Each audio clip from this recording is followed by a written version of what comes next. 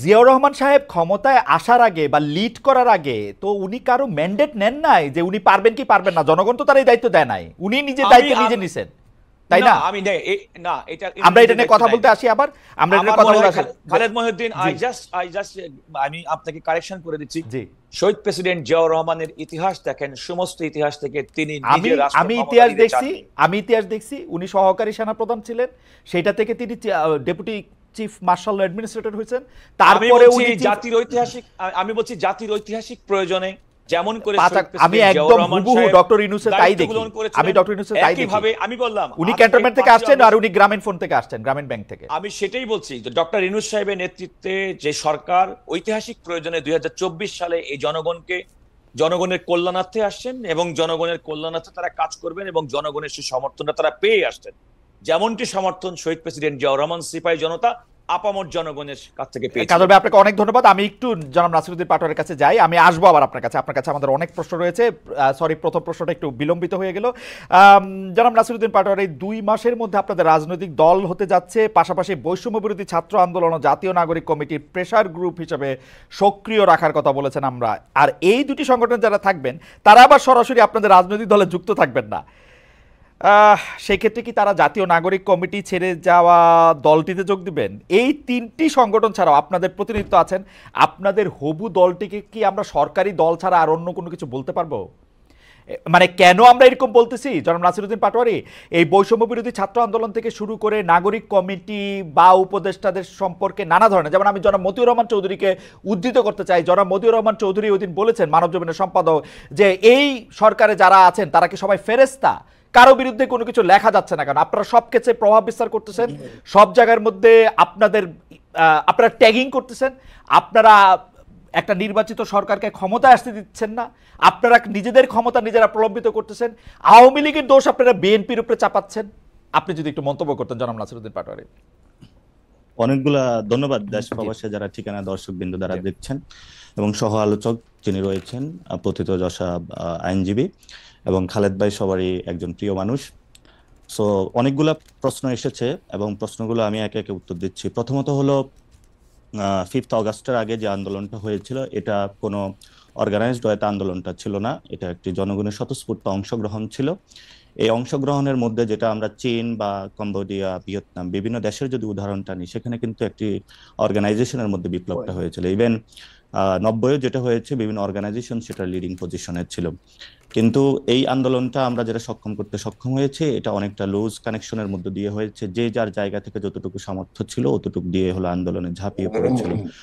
এবং আমরা আন্দোলনে প্রাথমিকভাবে ওই ধরনের কোনো অর্গানাইজ যারা ফোর্স বাংলাদেশের রাজনৈতিক শক্তি রয়েছে তাদেরকে ওইভাবে পাইনি। ফলত আমাদের জায়গা থেকে যারা কানেক্টিভিটির জায়গা থেকে যারা একদম সাধারণ প্রান্তিক লেভেলের মানুষ ছিল তারা অনেক বেশি অংশগ্রহণ ছিল।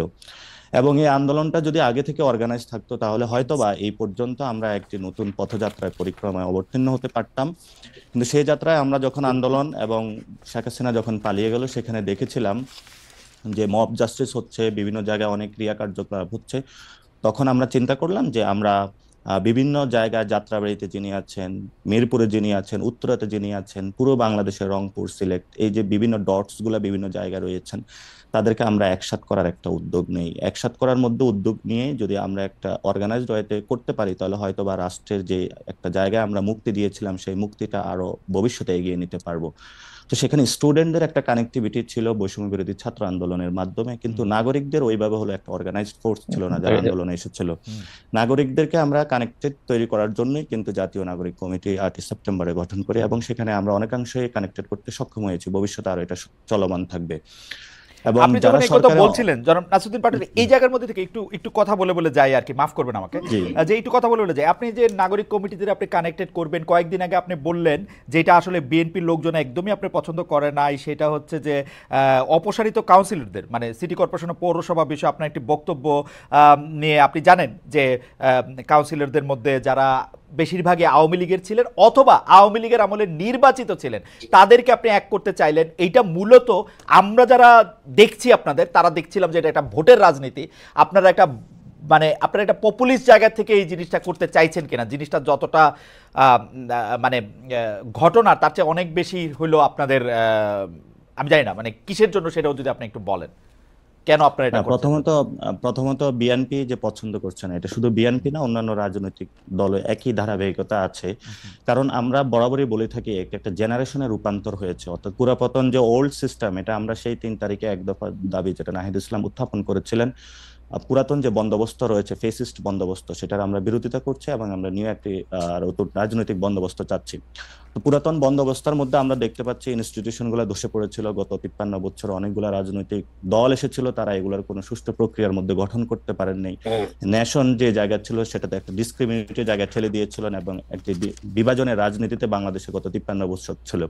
তো সেই জায়গা থেকে আমরা যখন উঠে দাঁড়িয়েছি নতুনভাবে এই জেনারেশন, তরুণ জেনারেশন, যে আমরা আর বিভাজনের রাজনীতি চাই না, আমরা বৈষম্যের কোনো একটি সমাজ চাই না, তখনই যখন রাজনৈতিক দলগুলো দেখতে পাচ্ছে যে তাদের মধ্যে এই ক্রিয়া কার্যকলাপগুলো বিদ্যমান এবং তরুণ প্রজন্ম তাদের সেই ক্রিয়াগুলো বিরোধিতা করছে, তখনই কিন্তু বিভিন্ন রাজনৈতিক দল আমাদের বিরুদ্ধে দাঁড়িয়ে যাচ্ছে। আমরা সেই জায়গাতে বলি যে আমাদের যারা তরুণ প্রজন্ম, বিভিন্ন রাজনৈতিক দলও তারা যারা আছে, আমাদের মধ্যে একটা ঐক্য রয়েছে। আমরা যখন একটা পুলিশের সামনে দাঁড়িয়েছি, আমার পাশের জন যখন শহীদ হয়েছে বা আহত হয়েছে, আমরা লাশটা রেখে কিন্তু আবার একসাথে গিয়ে আবার পুলিশের সামনে বা শেখ হাসিনা ফেসিস্ট খুনি হাসিনার বিরুদ্ধে দাঁড়িয়েছিলাম।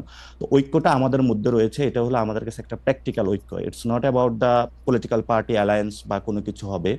এবং সেই তরুণ প্রজন্মের বিরুদ্ধে যখন নট অনলি বিএনপি অথবা অন্যান্য রাজনৈতিক দল দাঁড়াচ্ছে, সেটাতে স্পষ্টত একটি বিভাজন দেখা যাচ্ছে।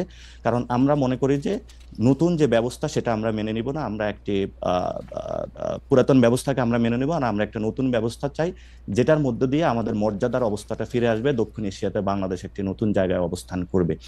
দ্বিতীয় যে কোশ্চেনটি আপনি করেছিলেন, প্রথমত আমি বলি যে সরকার একটি প্রজ্ঞাপনের মাধ্যমে যারা হাসিনা আমলে কাউন্সিলর হয়েছিলেন তাদেরকে একসাথে সবাইকে হলো পদচ্যুতি বা পদত্যাগ করিয়েছে। কিন্তু সেখানে কিছু মানুষ ছিল যারা হলো স্বতন্ত্র ছিল এবং অনেকেই বিএনপির ছিল, অনেকে জামায়াতের ছিল, যারা হাসিনার অথবা অপরাধ বা টেন্ডারবাজি চাঁদাবাজির সাথে জড়িত। মানে এই ব্যাপারটা এখন আপনারা সার্টিফিকেট দিচ্ছেন যে এরা ভালো, না, আমরা এরা সার্টিফিকেট খারাপ? দিচ্ছি না, লেট মি ফিনিশ, আমি সার্টিফিকেট দিচ্ছি না। সো সেখানে আমরা মনে করছি যে যাদেরকে পদচ্যুতি করা হয়েছে, অনেক মানুষ যারা নির্বাচনে অংশগ্রহণ করেছিল আওয়ামী লীগ না, তাদের সে প্রায়শ্চিত্ত হয়েছে, তারা কিন্তু এখন চেয়ারে নেই। তাহলে যিনি স্বতন্ত্র ছিল, ব্যক্তি ইমেজ আছে, জনগণের সাথে সম্পৃক্ত আছে, কিন্তু উনি আর আমার মধ্যে এখন কোনো পার্থক্য নাই। আছে উনি পার্থক্য, কিন্তু একজন আছে পার্থক্য। মানে আমি শেষ পার্থক্য করি। যদি না থাকে, আমি আপনাকে বলি, পার্থক্য যদি না থাকে, জি। দেখেন আপনারা যে আন্দোলন করছেন, আন্দোলনে সফল হয়েছেন আপনারা, তার জন্য আমরা সবাই এই আন্দোলনের মধ্যে যে যেখান থেকে পারছি আমরা এটা অংশগ্রহণও করছি, ইয়াও করছি, আপনাদেরকে সাবাসীও দিছি।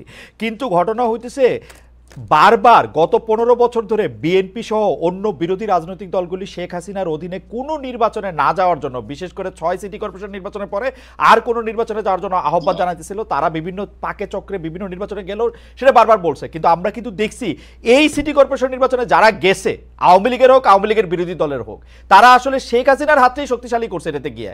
আপনারা যে তাদের সাথে গাঁটছড়া বাঁধতে চাইতেছেন, এটা তো একটা কায়েমি স্বার্থবাদিতা ছাড়া আমি আর কিছু দেখি না, এবং ডাবল স্ট্যান্ডার্ড।